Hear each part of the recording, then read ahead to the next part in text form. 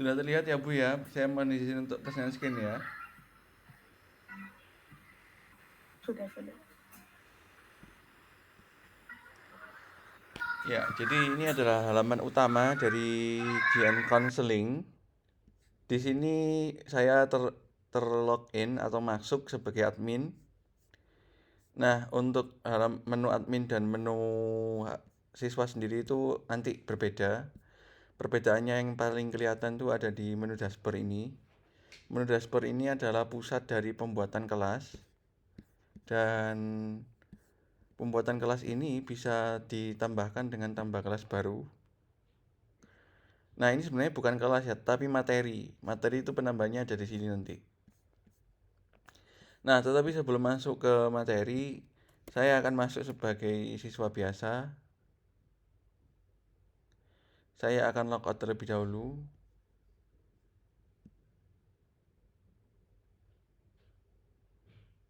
Ya.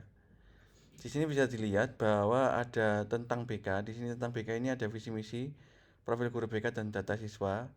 Untuk data siswa sendiri itu hanya bisa dilihat oleh admin setelah login dan menunggu ada siswa yang masuk. Nah, untuk layan ini kami bagi berdasarkan masukan yang ada di Google Sheet. Di Google Sheet itu ada 1, 2, 3, 4, 5, ada 4 kategori materi, dan setiap materi itu bisa dikategorikan di halaman pembuatan materi nanti, tepatnya di sini. Nah, untuk materi yang dikategorikan nanti itu muncul setelah diklik.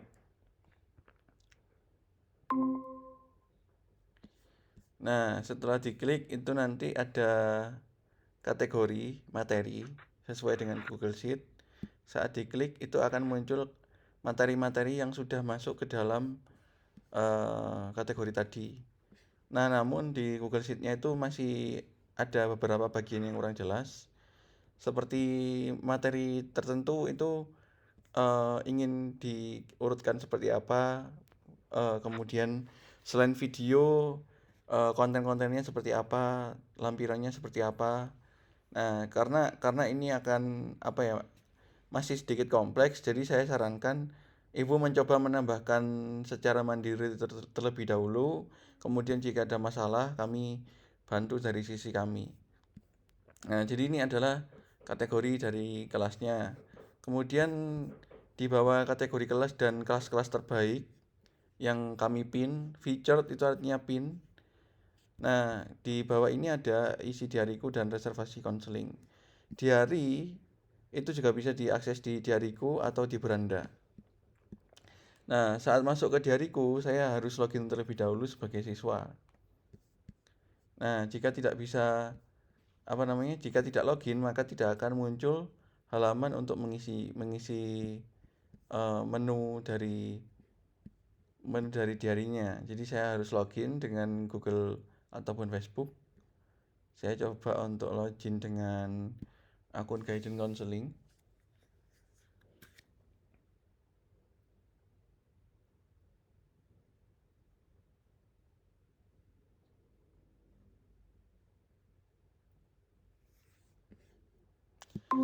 Kemudian saya masuk lagi ke diary.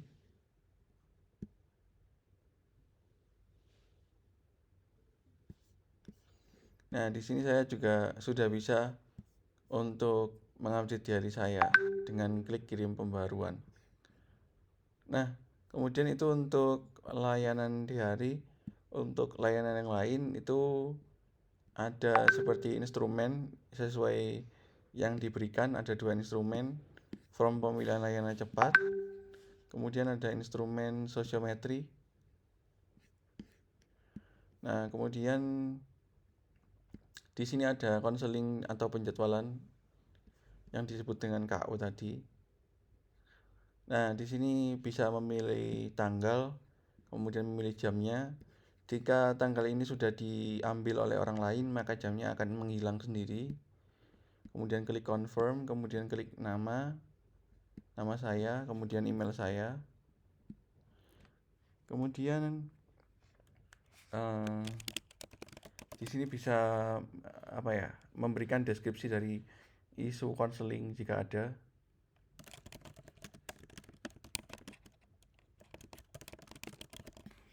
Kemudian saya bisa mengklik schedule event. Nah, schedule event ini otomatis akan mengirim email ke kedua belah pihak, ke laksamanafadian@gmail.com dan GN Counseling email tadi. Dan GN Counseling email akan mendapatkan email terkait link Zoom atau Google Meet. Kemudian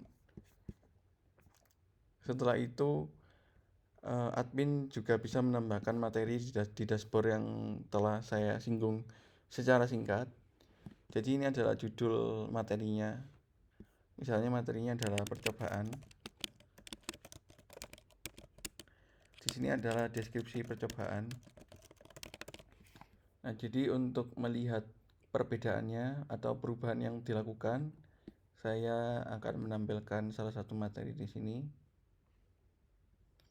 Nah, jadi deskripsi itu akan muncul di sini. Berhubung yang video-video kemarin tidak ada deskripsinya, maka tidak muncul. Jadi deskripsi percobaan 1. Kemudian jika ingin menjadwalkan penjadwalan seperti konseling secara berkelompok atau kelas, itu bisa create Zoom meeting di sini. Lebih lanjut, jika Ibu memiliki akun Zoom yang Pro atau Premium, bisa diberikan ke kami untuk kami integrasikan ke website sehingga bisa merekam. Nah, untuk maksimum studentnya sendiri itu diisi 0 saja jika ingin unlimited. Kemudian jika ada semacam workshop atau webinar yang tanggalnya itu tertentu ya, tanggalnya dilakukan misalnya 5 hari ke depan, maka enrollment expiration-nya ini ditulis 5. Nah, kemudian untuk levelnya ini bisa dirubah lagi nanti sesuai dengan kebutuhan, tetapi secara default kami buat all level, beginner, intermediate, dan expert. Nah, jika ingin mempin atau memasukkan kelasnya ke dalam halaman paling atas, itu bisa klik feature course. Kemudian untuk bahasanya pilih Indonesia, untuk kategorinya pilih di antara 4 ini. Kemudian untuk tag ini tidak perlu. Untuk course price-nya bisa dipilih free atau 0.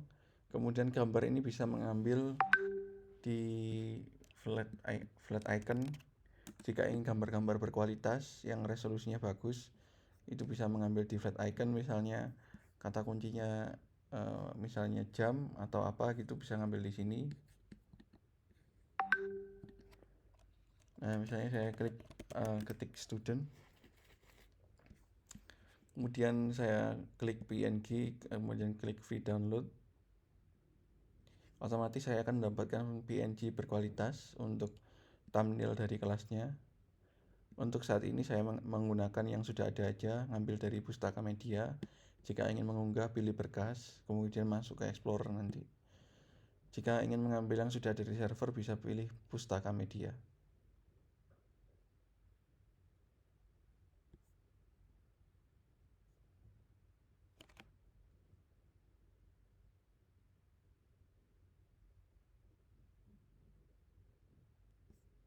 Ini internetnya agak lambat sepertinya, karena pakai internet hotel. Jadi untuk thumbnailnya itu bisa pastikan internetnya Ibu cepat untuk proses pengunggahan, sehingga loadnya juga cepat. Kemudian untuk video source ini itu nanti muncul di bagian ini, video source-nya. Jadi ini semacam preview saja, preview dari kelas. Nah, ini bisa mengambil dari YouTube. Kemudian klik YouTube. Kemudian untuk masuk itu tinggal cari misalnya youtube.com spasi perkembangan siswa. Nah, ini juga bisa di copy, kemudian di close saja. Kemudian ini nanti dimasukkan ke dalam kolom ini, nanti jadi preview dari materinya. Nah, untuk course builder ini sendiri, ini bagian yang paling penting, karena topik-topik atau bab dari konten akan ada di sini semua. Misalnya bab 1 adalah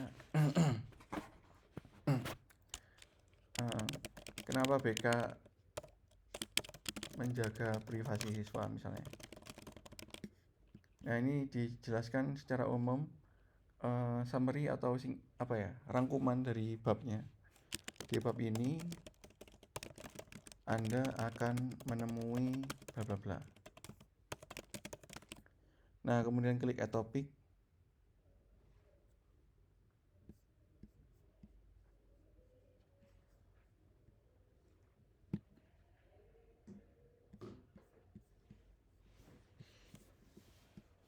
Sebentar.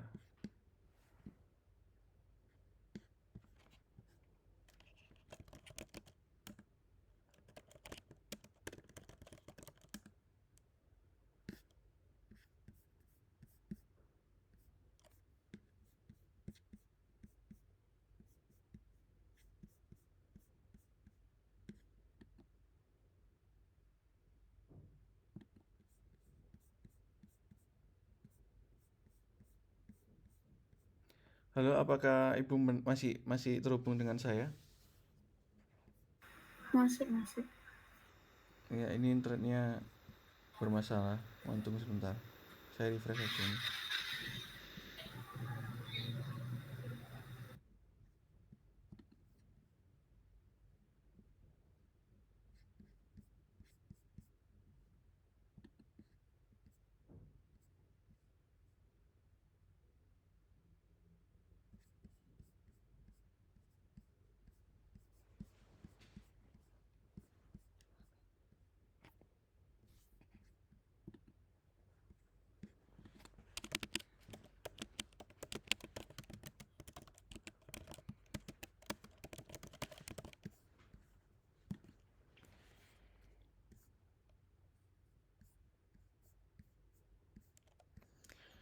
Nah, di sini ada bab 1 sudah saya buat ya, bab 1 cek.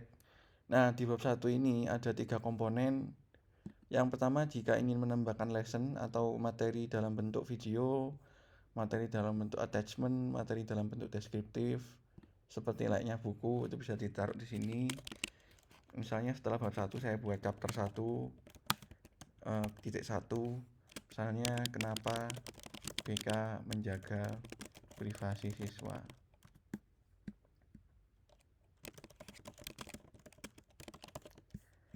Nah, misalnya di sini feature image ini nanti akan mewakili gambar yang akan mewakili chapter satunya, dan ini bersifat opsional. Nah, karena ini masih loading dan akan memakan waktu, ini saya tinggalkan terlebih dahulu. Kemudian jika ingin memasukkan konten YouTube ke dalam materi, nah ini tempatnya ada di sini. Soalnya yang tadi itu kan preview untuk mewakili kelas saja, biar siswa itu tahu isi kelas secara keseluruhan itu apa.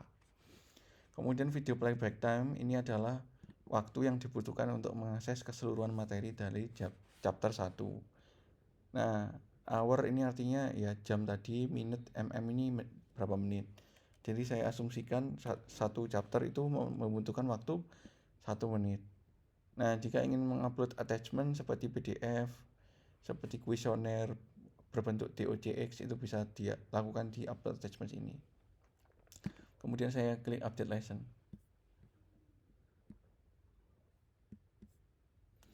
Nah, di chapter 1 ini sudah berhasil untuk menambahkan lesson, kemudian untuk menambahkan kuis yang totalnya ada 8 jenis kuis tadi, yang juga bisa digunakan untuk instrumen riset, itu bisa dilakukan di sini.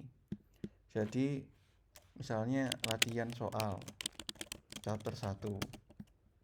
Nah, di sini quiz info ini juga bisa diberitahu ini tentang apa. Kemudian questionnya ini, sebelum masuk ke question, klik save dan next biar tidak hilang. Kemudian masukkan pertanyaannya. Nah, misalnya yang pertama adalah bagaimana Anda menemui teman yang membuli.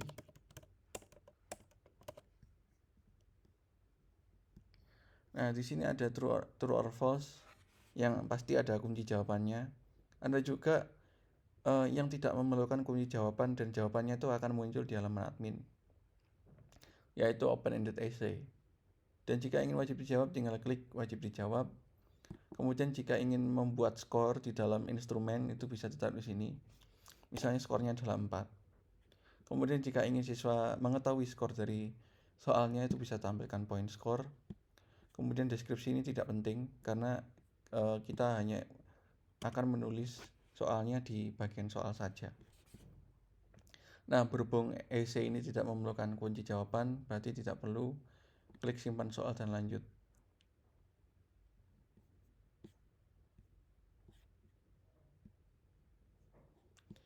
Nah, ini nomor pertama sudah dibuat, tinggal melanjutkan saja. Misalnya di instrumen ada 30 soal, itu bisa dilanjutkan.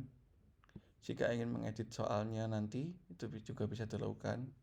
Jika ingin menggeser-geser soalnya, misalnya ada sekitar 100 soal dan instrumen ini ingin ditaruh di halaman nomor terakhir, misalnya nomor 2 ingin ditaruh di nomor terakhir, itu bisa digeser saja. Kemudian saya klik selanjutnya.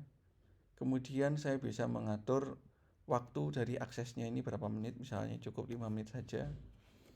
Kemudian feedback mode ini misalnya siswa itu bisa mengisi beberapa kali, itu bisa diatur di sini. KKM itu diatur di passing grade misalnya 75. Kemudian maximum question itu soal yang bisa dijawab maksimal itu berapa. Ini nggak penting sebenarnya karena kebanyakan harapan dari guru adalah ingin siswa menjawab semuanya. Kemudian klik save. Nah, ini sudah tersimpan.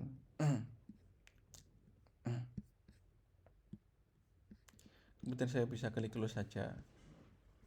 Nah, di course builder ini sudah selesai. Jika ingin menambahkan tugas atau assignment yang ada tanggalnya itu juga bisa ditaruh di sini. Seperti maksimum besaran filenya itu bisa diatur di sini, berapa MB.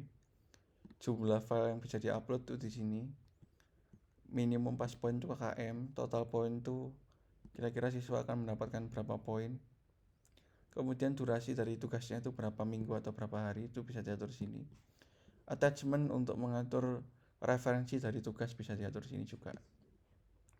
Ini umumnya untuk proses pendataan siswa bisa diatur di sini. Nah, untuk selesai setelah course builder itu bisa masuk ke dalam data yang sebenarnya tidak wajib. Misalnya keseluruhan materi ini bisa diakses berapa jam, itu bisa diatur di sini. Jadi saya atur 1 jam saja. Benefit dari materinya itu apa saja bisa diatur di sini.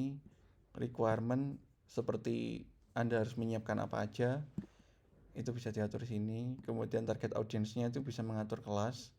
Misalnya ini untuk kelas berapa aja, kelas 7A, kelas 7B, atau kelas 7C, kelas 7D, itu bisa diatur di target audience. Kemudian material included ini seperti silabus, kira-kira di pembahasannya itu akan membahas apa saja. Nah, tutor setting ini make this course public, artinya siswa tidak perlu mendaftar terlebih dahulu, jadi langsung bisa masuk aja. Ini seyogianya jangan dicentang karena takutnya data siswa tidak masuk karena tidak perlu daftar. Disable Q&A ini menghapus opsi Q&A, disable sertifikat menghapus opsi sertifikat. Karena materi tidak perlu sertifikat, jadi saya klik disable saja. Untuk pemilihan sertifikat secara default ada di sini semua. Kemudian jika siswa diwajibkan untuk menonton sesuatu sebelum mengakses materi ini, itu bisa dilakukan di course prerequisites. Nah, setelah selesai saya klik simpan dan terbitkan. Jika ingin melakukan preview dari kelas yang baru saja dibuat, itu bisa ditaruh di sini. Nah, jadi materinya sudah jadi. Siswa tinggal klik lanjutkan belajar. Dan berhubung materinya ini belum bisa diakses, itu nanti akan muncul seperti ini. Nah, jadi ini kelas yang sudah dibuat, tidak ada konten di dalamnya. Jika ingin membuat konten, Ibu bisa memasukkan langkah-langkah yang ada di course builder tadi. Sudah itu saja untuk tutorial cara menambahkan kelasnya. Mungkin ada pertanyaan, silakan.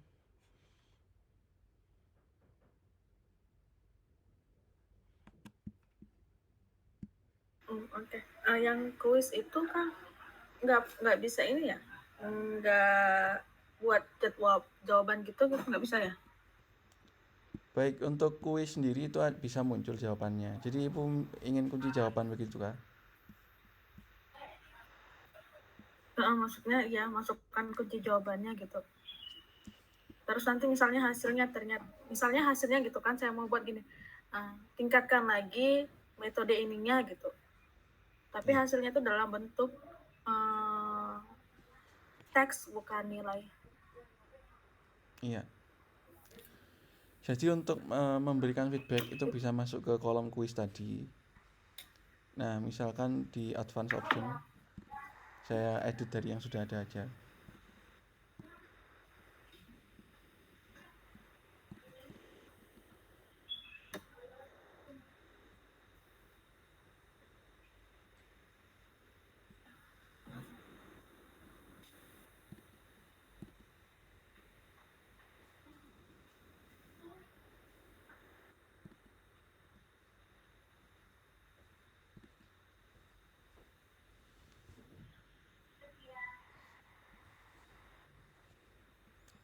Nah, jadi answer shown after quiz is finished. Jadi jika Ibu ingin memperlihatkan kunci jawabannya itu ada di bagian default.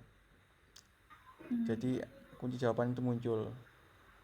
Nah, jika ingin memunculkan skor itu bisa masuk ke reveal mode. Jika siswa itu nggak perlu diperlihatkan skornya, itu bisa apa namanya? Dan siswa itu bisa mencoba berkali-kali, itu ada di retry mode. Jadi secara default ingin memperlihatkan kunci jawaban itu bisa masuk ke default ini. Cuma untuk apa namanya? Untuk mengcustom feedbacknya seperti tingkatkan lagi, kami perlu diberikan copywritingnya untuk kami coba edit di sisi codingannya sehingga siswa itu nanti akan muncul pop-up seperti itu tadi. Secara garis besar, jika untuk memangkas waktu, ya feedback itu juga bisa diberikan di lesson ini tadi. Sifat lesson ini seperti membuat semacam artikel. Jadi feedback, nah penutup. Nah misalnya gini. Jadi Anda sudah mengetahui kan, nah bla bla bla. Nah jadi feedback itu ada di sini, ada penutup, ada refleksi. Refleksinya bisa juga berupa YouTube, kemudian dimasukkan link tadi, kemudian saya buat 1 hour, attachment juga dari sini. Nah, kemudian saya update lesson tadi. Jadi penutupnya itu berupa lesson nanti setelah kuis. Oh iya. Ada lagi mungkin yang dapat saya bantu? Gini, kalau yang tadi masalah diary itu, setelah diisi tuh kan cuma saya aja yang bisa lihat ya? Iya. Yang lain nggak boleh lihat gitu, bisa nggak? Nah, untuk diary sendiri itu secara default user yang login itu bisa melihat. Nah, jika hanya ibu yang bisa melihat, nanti ada perombakan, tampilannya enggak seperti itu. Tampilannya seperti semacam formulir. Jadi maksud saya gitu, cuman Kekurangannya, saya aja yang bisa. ya baik. Kekurangannya siswa itu tidak bisa mengedit apa yang sudah beliau isi. Kemudian siswanya juga tidak bisa mengetahui apa yang sudah diisi gitu. Jadi seperti formulir, dikirim, kemudian dienkripsi, hanya ibu yang tahu begitu. Jadi Tapi historinya, itu ya bisa bolak-balik kan? Maksudnya setiap hari dia harus mengisi itu kan nantinya, itu bisa nggak? tentu bisa untuk repetitif itu bisa.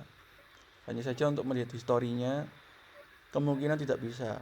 Nanti kami coba untuk menambahkan opsi melihat histori apa yang sudah mereka isi itu di kolom email. Jadi mereka melihatnya di email bukan di web. Jadi hanya dia yang tahu di emailnya. Terus tadi yang admin itu saya yang mana ini yang masuk Gmailnya? Yang GN itu ya? Untuk admin sendiri itu masuknya di di bagian ini. Tunggu sebentar ya. Masuknya itu di bagian username passwordnya ini ya, tidak saya sebut, jadi ibu bisa mengetik saja. Adminnya ini bukan JN Counseling. JN Counseling itu admin tetapi bukan di LMS-nya. Admin yang ada di Calendly, penjadwalan konseling. Jadi kalau saya mau masuk pakai ini nih, admin dengan password itu ya? Betul sekali.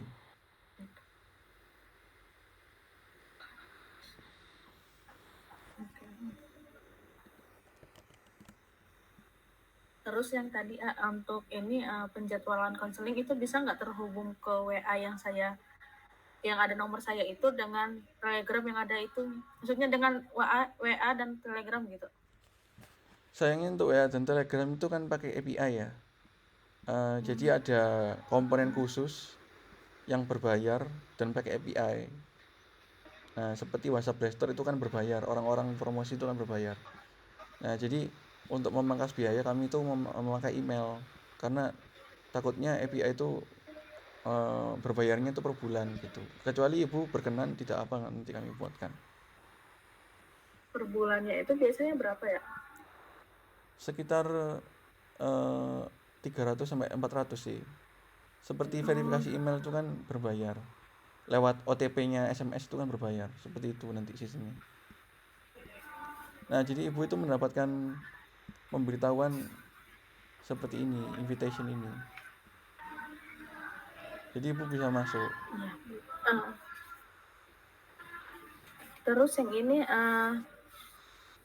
kalau misalnya ternyata saya ada mau tambah tabulasi lagi gitu, itu bisa nggak? Bisa tabulasi seperti ini ya. Misalnya itu tambah kayak data alumni gitu. Data alumni itu nanti masuknya seperti punyanya Bu Tami. Kami juga bingung nanti integrasinya masih bagaimana ya, karena ini kan kami membuatkan LMS. Sistem codingnya itu beda. Jadi ada kemungkinan membuat dua web yang berbeda gitu komponennya.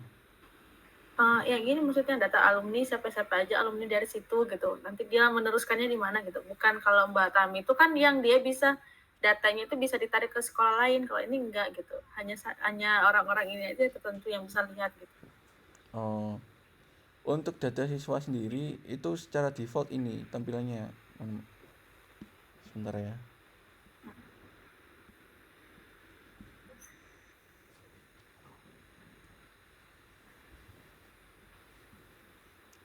Nah, ini belum ada siswa yang mengambil kelas, jadi saya tidak bisa memperlihatkannya ya. Jadi secara default itu datanya itu muncul di sini. Ibu bisa trial dulu nanti dengan akun biasa ya. Kemudian ibu bisa mereview data-data siswanya. Nah, secara default itu tabulasinya hanya seperti itu. Kalau di custom itu kami masih kesulitan ya, karena LMS ini itu berbasis CMS. Kalau Butami itu ngoding dari awal gitu, buatnya dari nol. Nah, jadi untuk penambahan tabulasi data itu kemungkinan harus pakai formulir. Jadi siswanya itu mengisi formulir lagi. Nah, formulir itu bisa dimasukkan ke dalam kelas tadi, susunan kelas. Jadi setelah penutup silakan isi data Anda gitu. Nah, itu nanti muncul tabulasinya dan bisa diakses gitu. Jadi di bagian akhir ini nanti disuruh ngisi. Terus kalau nambah ini tabulasi info gitu kayak misalnya info-info pengumuman gitu. Ada nggak di ini yang kemarin? Pengumuman setahu saya ada di bagian announcement ini. Nah, ini ibu masuk ke menu announcement sebagai admin. Kemudian klik tambah pengumuman. Nah, pengumumannya tuh mau ditaruh di materi yang mana, begitu. Ini pengumumannya berbasis materi. Ya, jadi misalnya saya misalnya masuk di sini percobaan, kemudian masuk percobaan, saya klik publish.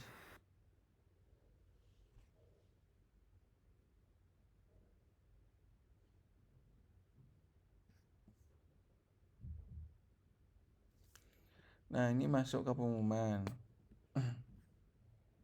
Ini bisa diedit ataupun dihapus. Nah, jadi saat siswa masuk ke dalam kelas yang hargailah waktu itu nanti muncul pengumuman.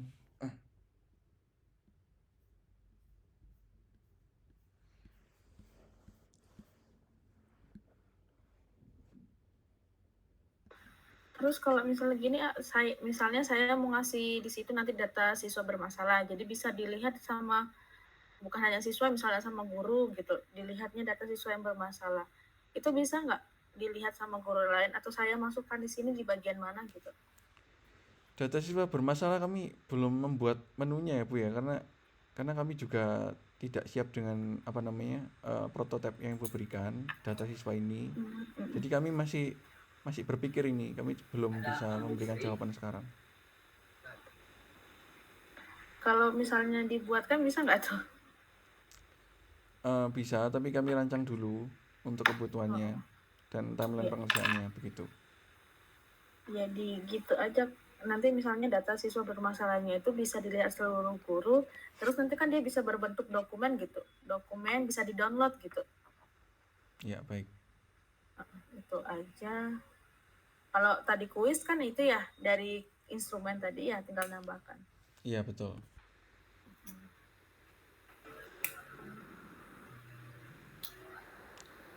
Ya, itu aja. Ya, baik. Ibu Sita sudah mencatat seluruh kebutuhan Ibu. Jika ada lagi mungkin bisa disampaikan langsung ke Bu Sita. Kemudian kami akan mengawasi proses pembuatan kelas berkelanjutan. Jadi jika Ibu memiliki masalah untuk menambahkan data, menambahkan kelas, menambahkan materi, silakan hubungi kami saja, nanti kami berikan video tutorial atau meeting seperti ini ya. Baik. Selamat beraktivitas. Kalau begitu Ibu Nurlaila, terima kasih atas waktunya. Terima kasih Ibu Sita juga sudah membantu. Terima kasih, selamat